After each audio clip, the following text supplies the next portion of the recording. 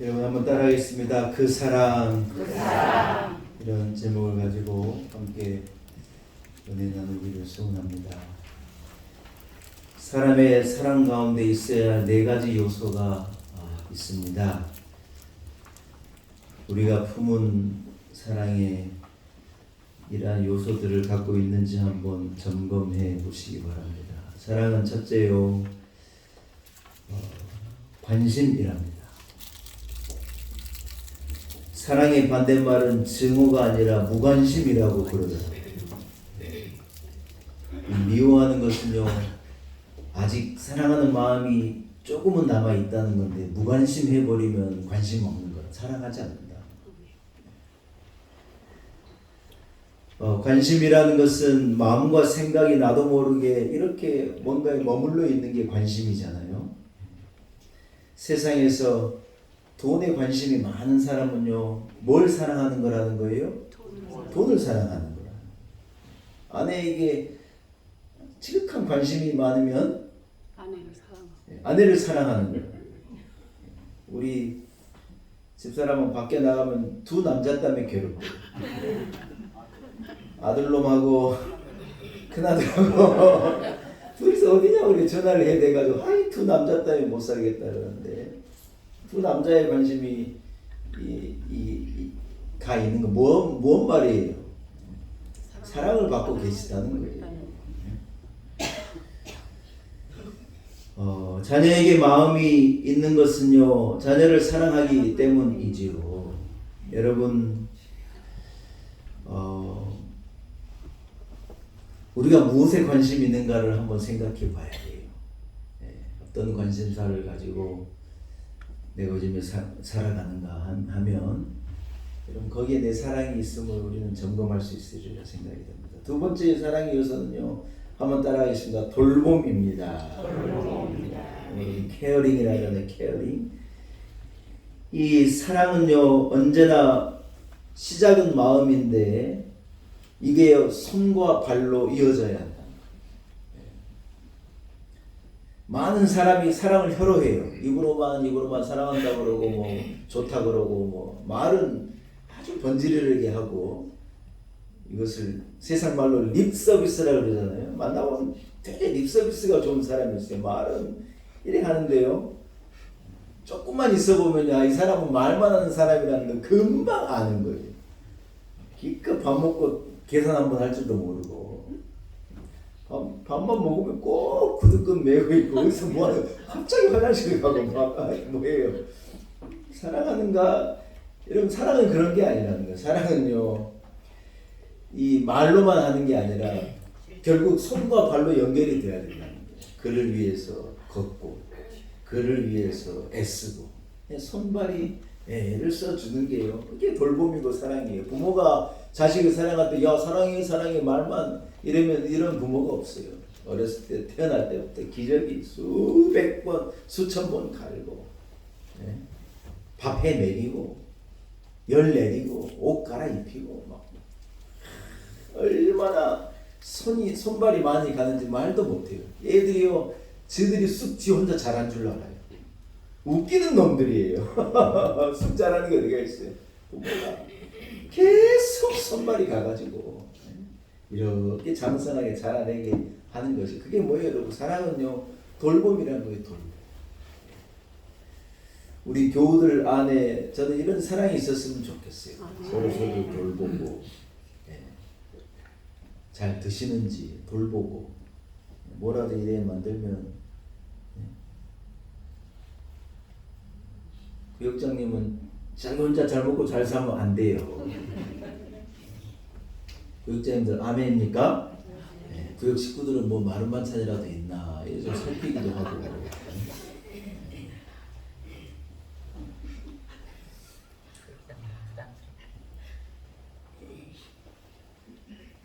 왜냐하면 여러분, 사랑은요, 돌봄과 항상 같이 가는 거라. 집안에 화초를, 나는 내 화초를 너무 아껴 이래 말하고 물 한 번 줄 줄도 모르고 이렇게 잎사귀 하나 떼줄 줄도 모르면 여러분, 사랑하는 게 아니잖아요. 가족을 책임 있게 돌보는 게요 사랑이에요. 어떤 남자는 가족을 케어하지 않는 분도 저는 만나본 적이 있어요.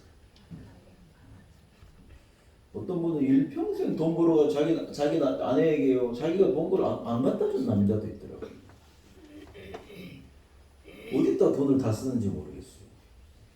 여자는 자기가 벌어서 살고 나는 내가 살고, 그건 여러분 사랑이 아니에요. 그건 진정한 사랑이, 왜냐하면 돌봄이 빠진 건 안 되니까. 내가 가진 것을 다 죽어도 아깝지 않은 게 진짜 사랑이, 왜냐하면 돌봄의 어떤 의미가 있기 때문에 그런 거예요. 세 번째 사랑은 여러분 따라합시다. 이해입니다. 이해입니다. 여러분 상대방을 진정으로 이해하려고 노력하지 않으면서 그 사람을 사랑한다? 그 사람의 마음을 한번 헤아려 보고 그 사람의 어떤 고민과 아픔과 어떤 슬픔을 한번 헤아려 보려고도 안 하면서 내가 그 사람을 사랑한다? 그런 건 없는 거예요. 사랑하게 되면 이해하게 되고 어떤 입장을 바꿔볼 줄도 알고 역지사지 해볼 줄도 알고, 영어의 표현에 그 사람이 신발을 신어본다는 말이 있어요.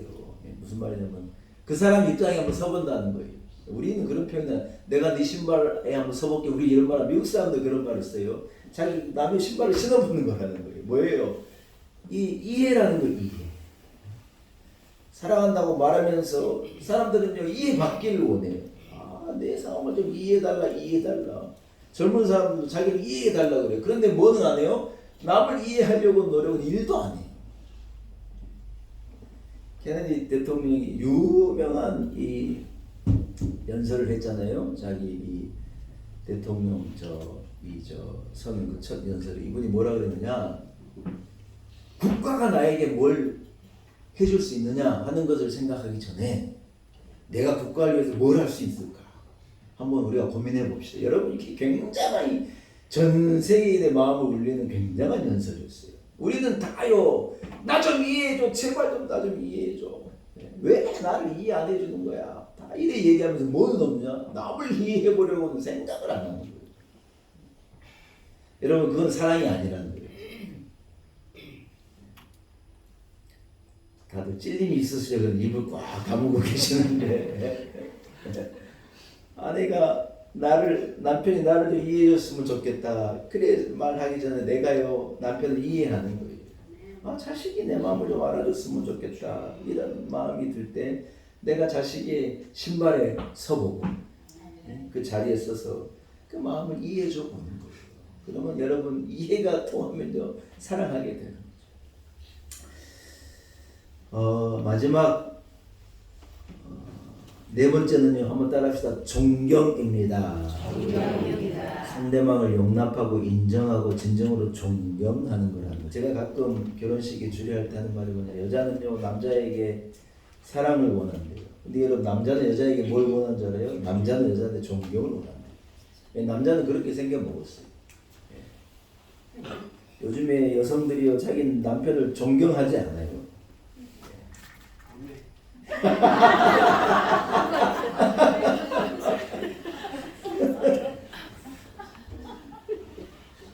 남자는 간단해요, 여러분. 이렇게 존중해주고 존경해주면요, 남자는 내 목숨까지 내거는 거예요. 나를 바라보고 있는 처자식을 위해서요, 한번 불태우는 거예요. 근데 자기 남편 알기를 우습게 알고, 아버지 알기를 우습게 하고, 그렇게 하면요 아버지도 마음이 뜨는 거예요. 안 되는 거예요. 사랑은 뭐냐? 존경해 주는 거, 존경해 주는 거. 부모는 자식을 존경을 못한 아니에요, 여러분. 자식을 존경해 주고 존중해 주는 거예요. 자식이 부모를 그래야 하는 건 너무 당연한 거예요. 우리가요 이웃을요 존경하는 거예요. 이웃의 어떤 이 생각을 존경하고. 여러분 이게요 사랑의 시작이라는 거예요. 사랑이 반드시 있어야 될 요소라는 거예요. 스위스의 유명한 신학자인 칼 바르트라는, 여러분 이름은 한 번씩 들어보셨잖아요. 우리 신학을 공부한 신학자들이 칼 바르트라고 하는 사람은 너무 중요한 큰 인물인데, 칼 바르트가 한번 미국을 방문해서 이 몰려든 그런 기자들에게 둘러싸여서 기자들이 이 칼 바르트라고는 시대의 유명한 신학자이기 때문에 그에게 물은 거예요. 어떤 질문을 물은 당신이 세계적인 신학자로 이름을 명성을 떨치시는데 당신이 발견한 가장 위대한 신학은 뭡니까? 어떤 신학의 대주제는 뭡니까? 하는 큰 질문을 칼 바르트가에게 미국의 기자들이 한 거예요. 근데 여러분 칼 바르트의 대답이 뭐였느냐? 여러분 어떤 막 대단한 의리의리한 어떤 이 신학적인 뭔 말이 이렇게 주어질 줄 알았는데 그가 이래 대답한 거야. 하나님이 나를 사랑하신다는 것이 성경에 기록되어져 있다는 것이 자기가 발견한 최고의 신학이다. 대신학자가 한 대답치고 너무 간단한 것 같은데 다시 반복한 뭐냐? 하나님이 나를 사랑하신다는 것을요 자기가 성경을 읽으면서 깨닫고 이것이 내가 경험하고 내가 싸우고 내가 추구하는 가장 큰 신학의 대주제라는 거예요.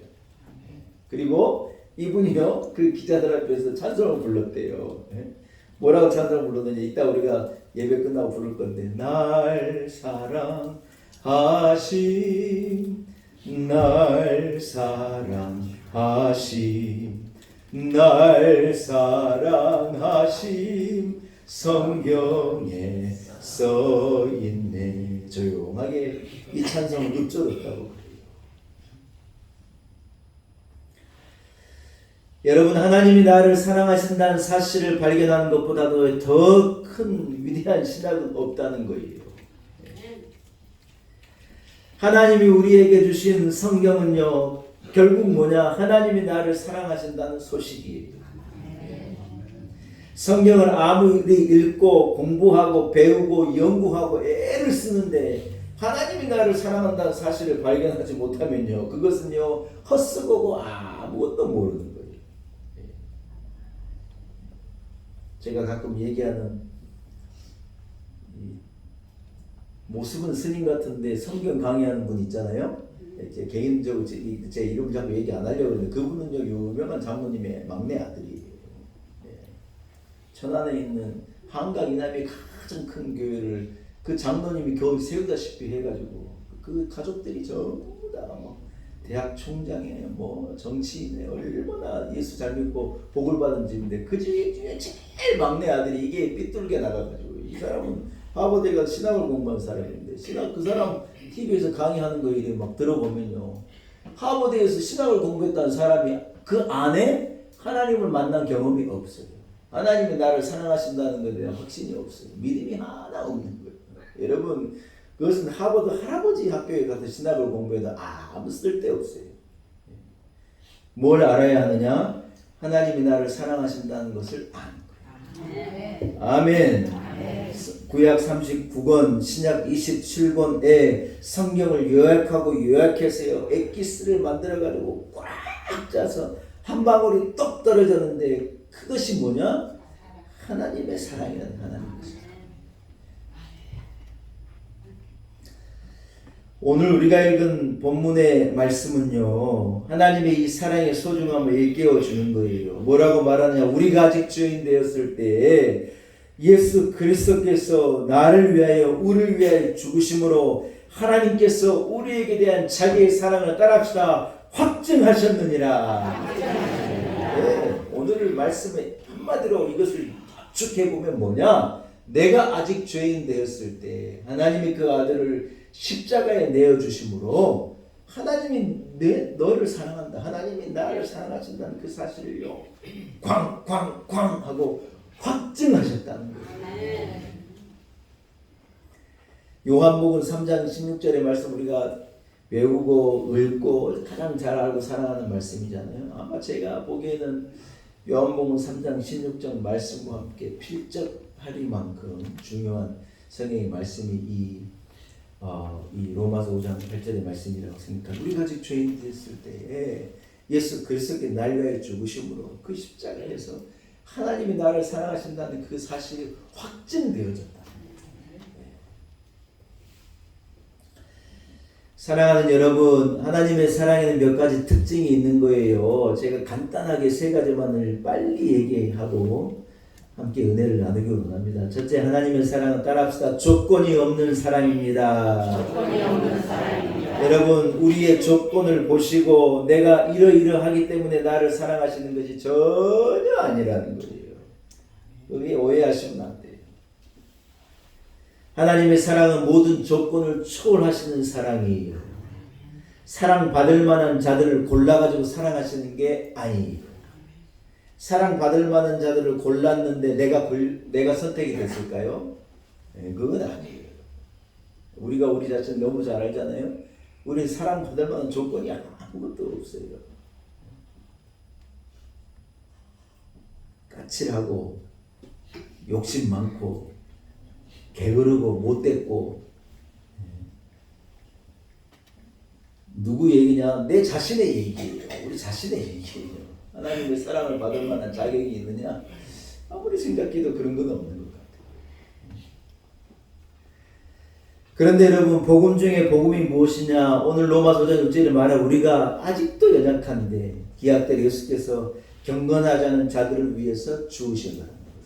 이제 이만큼만 자격이 되고 하나님의 아들을 이 대속의 죽음을 받을 만한 어떤 자격이 되어졌으니 주어진 게 아니라 아직도 연약하고 아직도 죄인이고 아직도 함량이 미달인데 하나님께서요 그 아들을 우리에게 내어주신 거라.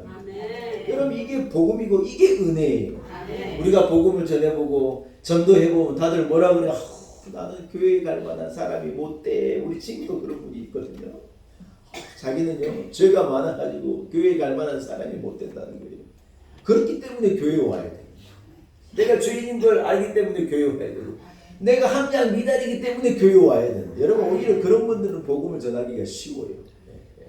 자기가 의인인 줄 알고 문제가 없는 줄 알면 어려운데 내가 죄인인 걸 알면요 훨씬 쉬워요.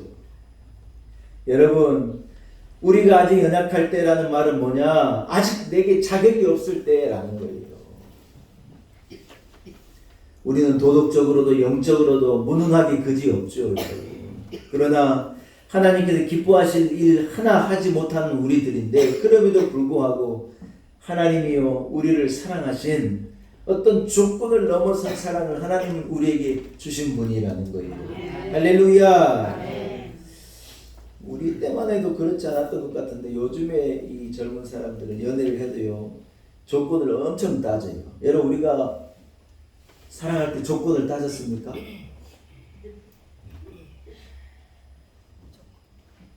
저는 진짜 솔직히 얘기하는데요, 아무 조건을 따지지 않았습니다. 사람이 좋은 걸 어떻게 해? 뭐 조건이 뭔지 모르겠어요. 그래서 요즘엔요 여자가 남자에게 얼마나 가졌는가를 물을 수 있잖아요. 남자도 여자에게 묻는데 얼마나 가졌냐고. 주접스러워요 진짜. 남자가 가오가 있죠. 여러분, 여자한테 얼마 가졌는가를 뭐 때문에 물어봅니까? 요즘에는 이 MZ세대는 사람도 달라요. 우리하고 달라요. 사랑하는 여러분, 하나님 우리에게 조건을 제시하신다고 생각해요. 네가 이만하면 내가 예수의 보혈의 은혜를 네게 줄게. 네가 이만하면 내가 구원의 은혜를 줄게. 여러분, 우리가 그 조건을 가지고 하나님이 내게 요구하신다면요, 우리가 그 조건에 맞출 수 있는 사람이 한 사람이라도 있겠나? 한 부분이라도 하나님의 조건에 우리가 맞는 삶이 있을까? 그런데 여러분, 복음 중에 복음이 뭐냐? 하나님은 우리를 보실 때 조건을 보지 않으시고 나를 사랑하신다는 거예요. 세상은요 어떤 조건의 가능성이 없으면 포기하는 거예요. 그러나 우리가 사랑받지 받을 만한 행동도 조건도 어떤 배경도 없는 우리를요 하나님은 사랑하셨습니다. 우리 하나님의 사랑은요 조건이 없는 위대한 사랑이에요. 이 사랑에 이 수혜자가 되고 이 사랑으로 하나님이 나를 사랑하심을 기뻐하며 감사하는 여러분이 되시기를 축복합니다. 두 번째, 하나님의 사랑은요 희생적인 사랑이라는 거예요. 따라합시다. 희생적인 사랑. 하나님 우리를 사랑하셨기 때문에 독생자 예수 그리스도를 십자가에 내어주신 거예요. 이런 희생이 없었다면요 하나님의 사랑도 구속도 받을 리가 우리에게는 아무도 없는 거예요. 그러나 하나님이 우리를요 자기를 희생하며 나를 사랑해내신 거예요. 구소련에 섞여 있던 아르메니아에서 여러분 대지진이 일어나서요. 장작 5만 5천 명이 희생이 될 때가 있었거든요. 그때 이 한 여자 딸 아이가요 거의 석주가 넘어가지고 여러분 사람이 이 뭡니까 어떤 임계점이라는 게 있잖아요. 사람이 버틸 수 있는 한계가 있는데요. 이 아이가 그 무너진 콘크리트 더미 아래에서 3주 동안 있다가요 3주 만에 여러분 살아서 이 생환을 한 거예요. 근데 여러분 그 스토리가 온 세계에 이 전해지면서 많은 이 사람들의 심금을 울렸는데 이 어머니하고 딸이요 무너지는 콘크리트 더미 위에서 마른데 움직이지도 못할 조그만 공간 속에 두 사람이 갇힌 거예요. 구조를 기다리면서 신호를 보내고 기다리는데 여러분 하루가 지나고 이틀이 지나고 아무리 시간이 가도 시간에 대한 개념도 여러분 사실은 없어질 때이지 않겠습니까? 그런데 옆에서 딸아이가 우는 거예요. 엄마 목이 너무 마르다고. 목마르다고 딸이 소리를 지르고 이 아기가 너무 고통 가운데 있는 거예요. 어머니가요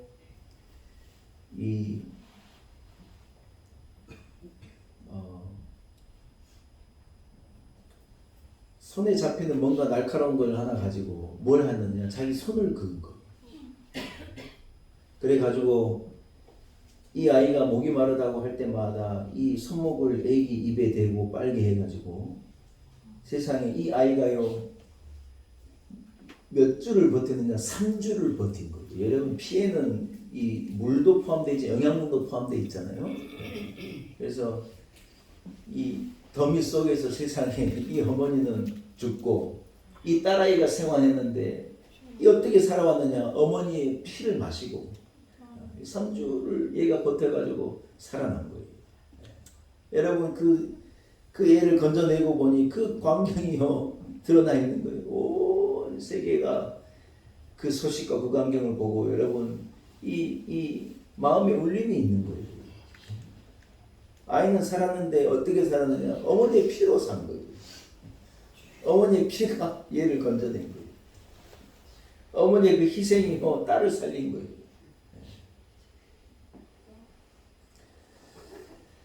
사랑하는 여러분 2000년 전에 한 사건이 있었습니다.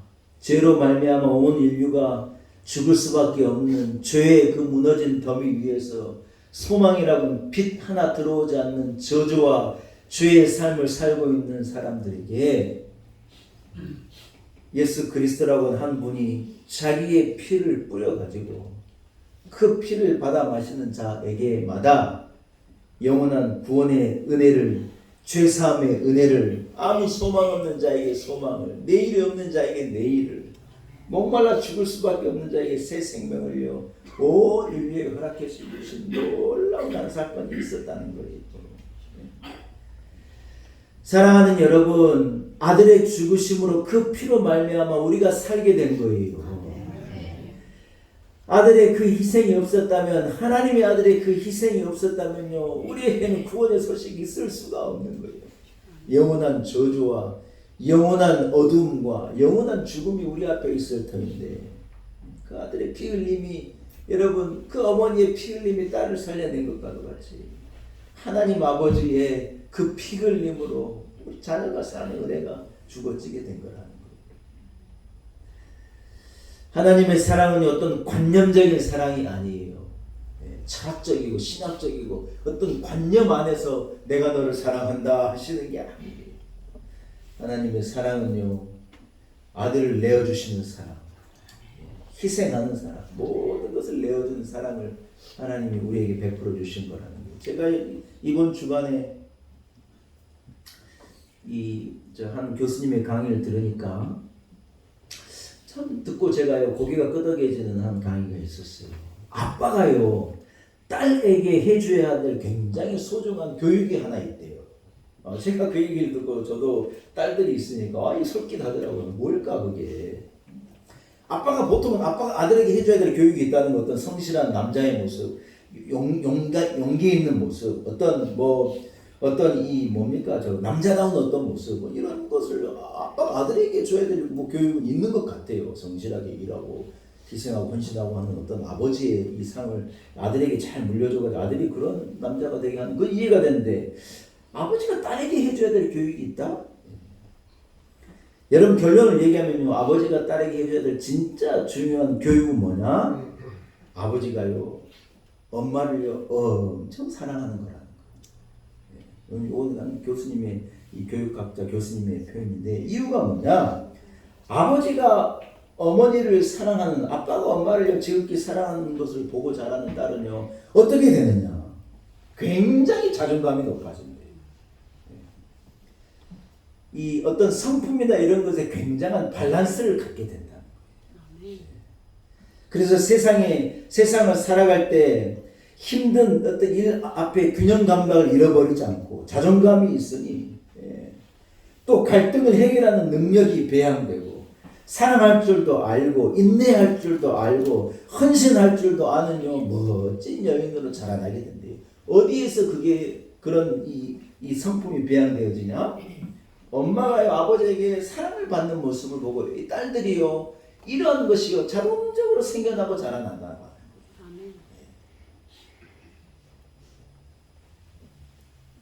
이런 의미에서 우리 딸들은 참 괜찮을 것 같아요.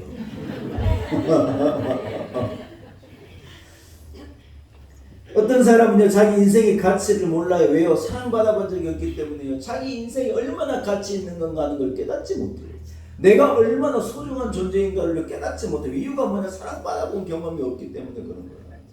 그런데 여러분 사랑을 받아본 사람은요 내가 존귀한 자인 것, 내가 가치 있는 자인 것, 내가 의미 있고 소중한 자인 것을 알게 된다는 거예요.